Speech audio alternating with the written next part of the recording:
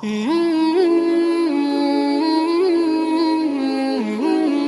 حیات سے حضرت عمر بے ہوش تھے، ہوش میں لانے کی کوشش بہت کی گئی، جب ہوش نہ آیا تو کسی نے کہا ان کے کان میں نماز کہہ دے نہ ہوش آ جائے گا، جیسے ہی نماز کہا حضرت عمر کو ہوش آ گیا نماز کے نام سے۔ اس سے اندازہ کرو کہ ایک نیزہ لگا ہوا معدے تک جس کے نیزہ پہنچ چکا ہو اس کی بے ہوشی زیادہ ہے، یا وہ تاجر جو دکان پر بیٹھا ہوا اذان کی آواز سن رہا ہے پھر نماز کی نہیں آ رہا، اس کی بے ہوشی زیادہ ہے۔ اس لیے کہہ رہا ہوں کہ سمجھا کر کسی طرح نماز کے لیے لے آؤ اور نماز ادا کرواؤ۔ ہماری کوشش یہ ہو دیکھو یہ نماز پڑھ لے، یہ نماز پر آ جائے۔ تبلیغ میں ایک بڑی غلطی یہ پیدا ہو گئی کہ ہم تو صرف کہنے کے لیے ہیں، بس ہدایت تو اللہ دے گا۔ میں نکلا مدینہ منورہ میں حج پہ گیا ہوا تھا، اپنے ہوٹل سے حرم کی طرف جا رہا تھا، سڑک پار کرنے لگا، حالانکہ گاڑیاں بھی چل رہی تھی، اور سڑک پار کرنے لگا تو چار آدمی چاروں طرف سے ایک دم میری طرف لپکے، ایک یہ ہاتھ پکڑ لیا، دوسرے نے یہ ہاتھ، یہ کیا بات ہے، کیا قصہ ہے، کیا چاہتے ہو؟ کہ جی یہاں دکان ہے پرفیوم کی، پرفیوم لے لو، یہاں دکان ہے کپڑے کی، آپ کپڑا لے لو۔ میں جا رہا حرم اور وہ مجھے کھینچ رہے دکان کی طرف، یہ رونے کی بات ہے، وہ مجھے کھینچ رہے دکان کی طرف، میں جا رہا حرم، کیوں؟ یہ کپڑا، یہ چیزیں، یہ سامان دنیا بھری پڑی ہے ان سے، یہاں عبادت کے لیے آئے ہیں کہ یہ سامان لے لو۔ تو میں نے پوچھا ان سے چاروں سے، میں نے کہا تم جو یہ مسجد میں جانے والوں کو روک کر بازار لے جا رہے ہو تمہیں کیا ملے گا اس سے؟ کہنے لگا جی اگر ہم ایک گاہک کو پکڑ کر ایک کسٹمر کو اگر ہم دکان پر لے آئیں تو وہ سامان خریدے نہ خریدے ہمیں 10 ریال ملیں گے۔ جتنا افسوس ہوا، میں نے کہا یہی وہ مدینہ ہے، یہی وہ بازار ہے جہاں ابو ہریرہ اعلان کر کے لوگوں کو مسجد میں بھیجتے تھے، اور آج اس دعوت کے محنت کے چھوڑنے کی وجہ سے اسی مدینے میں لوگ مسجد میں جانے والوں کو روک کر بازار کی طرف بھیج رہے ہیں۔ یہ نحوست ہے، نحوست۔ موسیٰ فرماتے تھے مکہ مدینے کے بازاروں کی ظلمت یورپ امریکہ کے بازاروں سے زیادہ ہے، کیونکہ یہ کام یہاں کا نہیں تھا، مکہ مدینے کے بازاروں کی ظلمت زیادہ ہے یورپ امریکہ کے بازاروں کے مقابلے میں، کیونکہ بازار وہاں کے مناسب ہیں، یہاں کے مناسب نہیں ہیں۔ تو میں جو عرض کر رہا ہوں صرف یہ نہیں تھا کہ ملاقاتیں کر لو، نہیں، امت اللہ کے فریضے کا ادا کرنے پر آئے، ملاقات کر کے مسجد میں لے آؤ، وضو کراؤ، نماز پڑھواؤ، نماز نہیں پڑھنی آتی بٹھا کر سکھلاؤ، خود اپنی نمازوں میں کمال پیدا کرو، لمبی نمازیں پڑھنے کی مشق کرو، اللہ کے راستے میں نکل کر، لمبے رکوع کی، سجدے کی، ابھی نماز سے مناسبت نہیں ہے۔ وہاں ایسا فرماتے تھے جب تک نماز غذا کا کام نہ دینے لگے اس وقت تک سمجھ لینا کہ ابھی نماز نہیں بنی ہے، نماز غذا کا کام دینے لگے کہ نماز سے پیٹ بھرے، نماز سے کہ جو حال پیش آئے وہ سب سے نماز کی طرف متوجہ کرے۔ اس طرح ہمیں اللہ کے راستے میں نکل کر اپنی نمازوں میں کمال پیدا کرنا ہے، اس لیے کہ صحیح روایت میں ہے من لم يقم صلبه بين الركوع والسجود لم ينظر الله الى صلاته، جو شخص رکوع سے اٹھنے کے بعد اپنی کمر کو سیدھا نہیں رکھتا اللہ اس کی نماز کی طرف نظر اٹھا کر نہیں دیکھتے۔ اپنی نمازوں میں کمال پیدا کرو، اللہ مجھے معاف فرمائے۔ ائمہ کرام بھی آج کل مسجدوں میں اس کا اہتمام نہیں کرتے، میں ان سے بھی درخواست کروں گا کہ اماموں کا مسجد میں نماز پڑھانا نماز پڑھانے کے لیے نہیں ہے صرف، بلکہ سارے مقتدیوں کو صحیح نماز کی تعلیم دینے کے لیے ہے۔ کتاب کی نماز کتاب کی نماز سے مقتدی کی نماز صحیح نہیں ہوگی، بلکہ امام کی نماز سے مقتدی کی نماز صحیح ہوگی۔ مقتدی کو صحیح نماز کا علم امام کی نماز سے ہوگا، نہ کہ کتاب کی نماز سے، کہ لئے کتابیں چھپی ہوئی ہیں پڑھ لو۔ نہیں، اگر ایسا ہی ہوتا تو 100% لوگوں کے اعمال درست ہوتے، بالکل نہیں۔ امت نے بڑی غلطی کی ہے کہ عمل کے ٹھیک ہونے کو صرف کتاب پر ڈال دیا ہے۔ حضور اکرم صلی اللہ علیہ وسلم اس امت کے معلم ہیں، آپ نے اپنے مسجد میں آنے والے کی نماز کو خود دیکھا اور بار بار حکم لگایا، جا نماز پڑھ، تجھے نماز نہیں پڑھی، جا نماز پڑھ، تجھے نماز نہیں پڑھی۔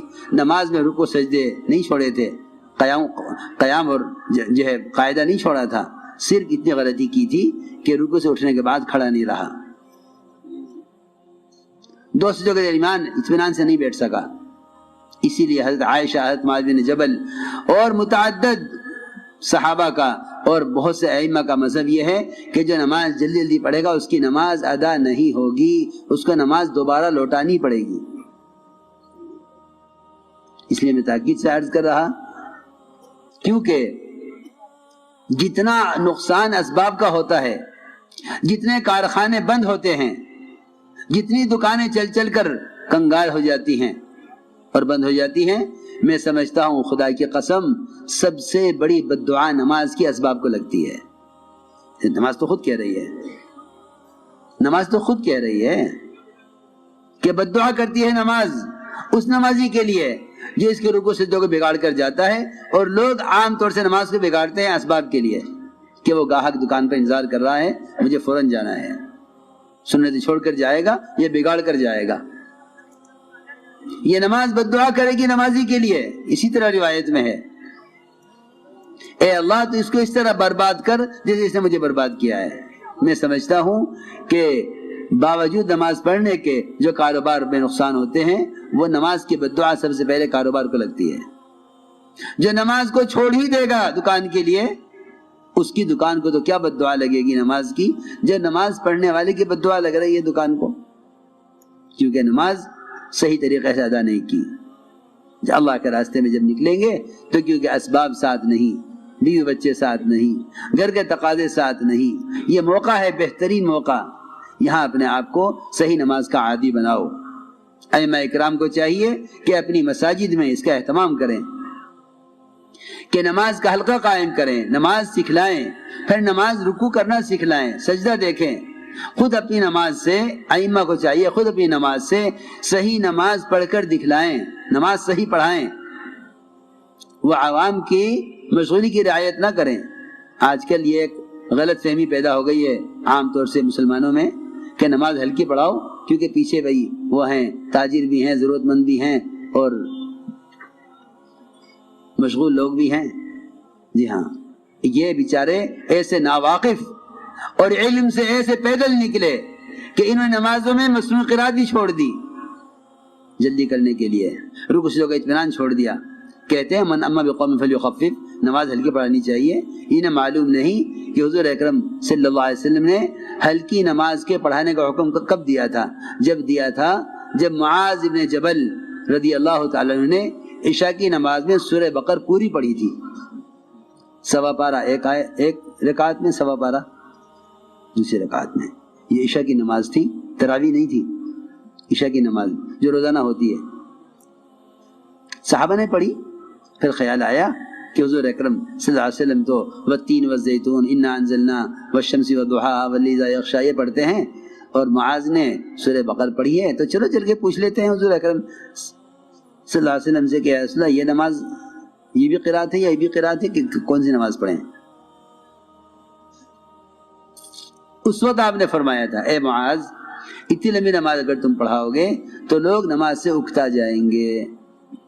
آج کچھ سورہ بقر پڑھے گا تو ہم بھی کہیں گے کہ بھائی نماز ہلکی کریں، یہ تو نہیں کہ امامی رکوع سجدوں سے کھیلیں۔ کتنی عجیب بات ہے، امام کی کوشش یہ نہیں رہی کہ مقتدی ایسی نماز پر آ جائیں، بلکہ مقتدی کی کوشش یہ ہے کہ امام ہماری چاہت کی نماز پڑھائے۔ اللہ مجھے معاف فرمائے۔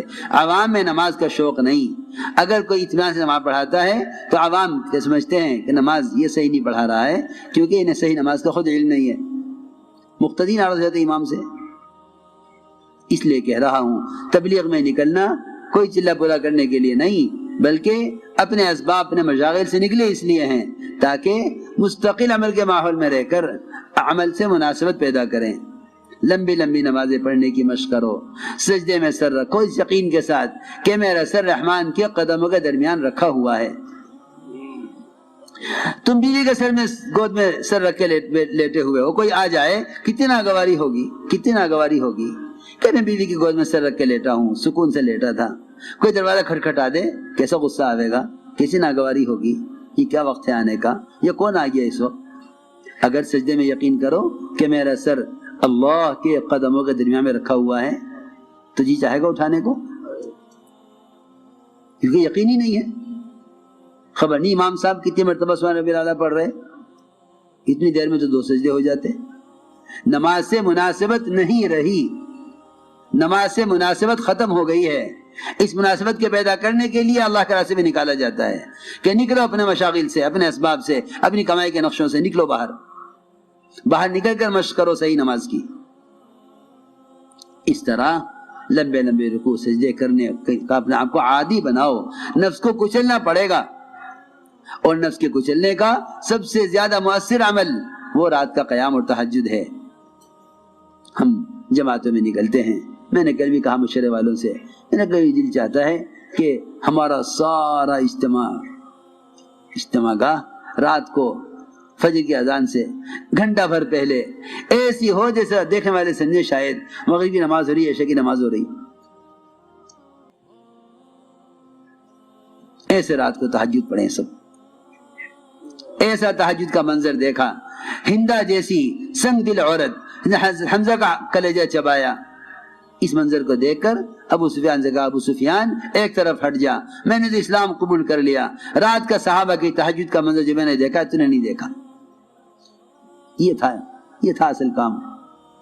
یہ صحابہ اس طرح اپنے آپ کو خروج کے زمانے میں اس طرح مقام پر رہتے ہوئے تہائی رات مسجد کے لیے ایک حصہ مسجد کو دیتے تھے۔ وہاں یہ نہیں کہ مسجد میں تالا لگا تو نماز ہو چکی، خدا اس زمانے میں مسجد میں تالے لگتے اس لیے ہیں کہ مسلمان کو نماز کے علاوہ مسجد کو وقت دینے کا علم ہی نہیں ہے، اسے معلوم ہی نہیں کہ نماز مسجد کا ایک ضمنی عمل ہے۔ اصل مسجد کا عمل تعلیم کے حلقے تھے، مسائل کا سیکھنا تھا، ایمان یقین کے حلقوں میں بیٹھنا تھا، اس درمیان نماز کھڑی ہو جاتی تھی تو وعدوں کے یقین سے نماز پڑھتے تھے، مسائل کے دھیان سے نماز پڑھتے تھے۔ اس زمانے میں مسجد صرف نماز کے لیے رہ گئی ہے، یہی وجہ ہے کہ نماز پر جہالت غالب ہے، اور اکثر وقت مسجد اکثر وقت بند رہتی ہے۔ اگر کوئی تقاضا پیش آ جائے، کوئی مسافر گزرنے لگے تو اسے مسجد میں نماز کی جگہ نہیں ملتی کہ وہ تالا بند ہے کہ نماز ہو چکی جاؤ۔ حالانکہ ابن عباس فرماتے ہیں نماز ہو چکے فانتشروا فی الارض وابتغوا من فضل اللہ، نماز کے بعد پھیل جاؤ مسجد میں علم کے حلقوں میں۔ ابن عباس یہ فرماتے ہیں کہ اس سے طلب علم مراد ہے، طلب رزق مراد نہیں ہے۔ میں تو اللہ سے دعائیں کرتا رہتا ہوں، کہتا رہتا ہوں کاش یہ ہمارے سال لگائے ہوئے بجائے اس کے کہ اگر کسی مدرسے میں تقرری ملے تو پڑھاویں ورنہ تجارت کر لیں، کتنی نکمے پن کی بات ہے۔ اللہ نے تمہیں علم دیا ہے، تم مسجدوں میں علم کے حلقے قائم کر لو، محلے کے لوگ آویں، تم سے مسائل پوچھیں، تم سے نماز سیکھیں، تم سے اپنے گھریلو مسائل آ کے تم سے پوچھیں۔ یوں دل چاہے کہ ہر مسجد مدرسہ بن جاوے، یہ دل چاہے ہر مسجد مدرسہ بن جاوے۔ اتنے علماء فارغین ہیں، اگر ہر عالم معلم بن جاوے تو امت سے جہالت ختم ہو جاوے، جیسے ہر مالدار زکوٰۃ دینے والا بن جاوے تو امت سے فقر ختم ہو جاوے۔ مگر یوں سوچتے ہیں کوئی ہم سے پڑھنے کے لیے آئے گا تو سوچ لیں گے، کوئی ہمیں پڑھانے کے لیے بلائے گا تو پڑھا دیں گے۔ حالانکہ یہ انبیاء کے وارث تھے، ان کے پاس علم اللہ کی طرف سے امت کی امانت ہے، اس امت تک پہنچانا علماء کے ذمہ ہے۔ یہ تو نہیں کوئی گاہک آئے گا تو دکان کھول لیں گے، تم دکان کھولو گے تو گاہک آئے گا۔ تم علم کا حلقہ قائم تو کرو مسجدوں میں، تم علم کا حلقہ قائم کر کے بیٹھو گے، اللہ تعالیٰ نے جن کے لیے ہدایت مقدر کی ہے اللہ انہیں بھیجیں گے تمہاری طرف۔ اس طرح مسجدوں میں تو میں نے عرض کیا کہ اللہ کے راستے میں نکل کر رات کے قیام اور تہجد کا خوب اہتمام کیجو۔ خوب اہتمام کیجو. تہجد 1 سال صحابہ پر فرض رہی. 1 سال کے بعد اللہ نے تہجد کو نفل کیا ہے، ورنہ 1 سال تک صحابہ نے تہجد کی نماز بطور فرض کے ادا کی ہے، جس طرح فجر، ظہر، عصر، مغرب، عشاء ادا کی جاتی ہے. 1 سال فرض رہی. جب صحابہ عادی ہو گئے اس کے، پھر اللہ نے اس کو نفل کیا. آپ صلی اللہ علیہ وسلم تھکے ہوئے ہوتے تھے. صحابی نے اپنے چہرے کو دیکھ کر کہا آج تو آپ بڑے تھکے ہوئے معلوم ہو رہے ہیں. فرمایا میں نے اس بیماری کے ساتھ رات لمبی 7 سورتیں پڑھی ہیں قرآن کی. لیکن ہمارے کام کرنے والوں میں تہجد کا اہتمام نہیں ہے. تہجد کا اہتمام نہیں ہے. دیکھیں لمبے مشورے ہو گئے، تہجد چھوٹ گئی، تھک گئے. بلکہ اب تو ایسے بے عقل لوگ ہیں کہتے ہیں کہ یہ کام بڑا افضل ہے، یہ تو تہجد ہے، یہ تو نفل ہے. کیسی بے عقلی کی بات، کیسی بے عقلی کی بات ہے، کیسی بے عقلی کی سوچ ہے. حالانکہ وہ تہجد جس سے دعوت کی بات واضح ہو جاتی کہ قرآن کہتا ہے اقوم مقیلا، کہ رات کا قیام سب سے زیادہ دعوت کی بات کو واضح کرنے والا ہے. قرآن میں ہے اقوم مقیلا کہ رات کا قیام اور تہجد دعوت کی بات کو واضح کرا دے گا، صحیح بات دل میں ڈالے گا. اور یہ فرمایا آگے ان لک فی النہار سبحا طویلا، کہ دن بھر دعوت کے کارناموں میں، دعوت کے تقاضوں میں اللہ کی مدد آپ کے ساتھ ہوگی اگر آپ رات کے قیام کا اہتمام کریں. اور سب سے زیادہ نفس کو کچلنے والا عمل ہے رات کا قیام. فرمایا اشد وطئا، کہ نفس کچلا جاتا ہے رات کے قیام سے. تو اس لیے تہجد کا خوب اہتمام کریں، تہجد کو اپنا معمول بنا لیں. اس میں رزق کی وسعتیں ہیں. تم جا کے اگر یہ نہیں کرو گے تو خدا کی قسم رزق کی وسعتیں سود میں دیکھو گے، جھوٹ میں دیکھو گے. جا کے حکام سے اپنے لیے سودی قرضے کے مطالبے کرو گے. اگر رات کے تہجد اور قیام سے اور رات کو سونے سے پہلے سورہ واقعہ پڑھ کر اللہ سے کہ خزانہ تعلق قائم نہ کیا تو پھر تمہیں غیروں کی خوشامد کرنی پڑے گی حرام اسباب لینے کے لیے. اللہ کی خوشامد کرنی چھوڑ دو گے حلال اسباب لینے کے لیے. اپنے رخ کو بدلو، طبیعتوں کو بدلو، نکلو اس اسباب کی زنجیروں سے. آؤ اعمال کی حقیقت کی طرف، آؤ اعمال کی حقیقت کی طرف. اپنے آپ کو تہجد کا عادی بناؤ. اس طرح ہمیں رات کے قیام کا اہتمام کرنا ہے. عمل کی قیمت دلوں میں اترے گی جب تعلیم حلقوں میں جم کر بیٹھیں. جب تعلیم حلقوں میں جم کر بیٹھیں گے تو پھر عمل کی حقیقت دلوں میں اترے گی. یہاں بازار میں جم کر بیٹھا ہوا ہے، آج ایک چیز خریدی، 4 مہینے کے بعد خریدے گا، کہے گا کہ کیوں 100 روپے بڑھ گئے، پچھلی دفعہ لی تھی 200 روپے کی تھی، اب 300 کیوں دے رہے ہو. اسے 4 مہینے کے 200 روپے کی قیمت چیز کی یاد ہے، لیکن اسے ظہر کی نماز میں صبح کی تعلیم کی حدیث یاد نہیں ہے. اس کو صبح کی تعلیم میں کی حدیث ظہر کی نماز میں یاد نہیں ہے کہ صبح تعلیم میں نماز سے متعلق کیا حدیث سنی تھی، اسے نہیں معلوم.